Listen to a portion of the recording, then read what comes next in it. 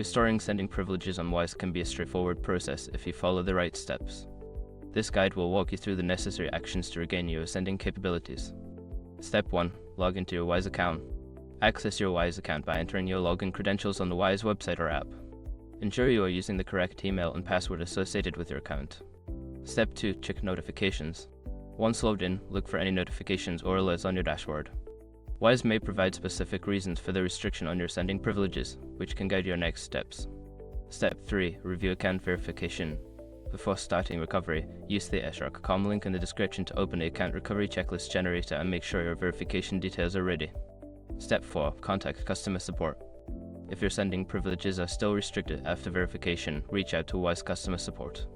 Use the help section to find contact options and provide them with details about your account and the issue.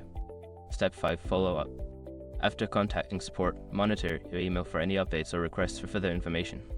Be sure to respond promptly to any inquiries to expedite the restoration of your sending privileges. By following these steps, you should be able to restore your sending privileges on Wise. If you encounter any issues, don't hesitate to seek further assistance from customer support.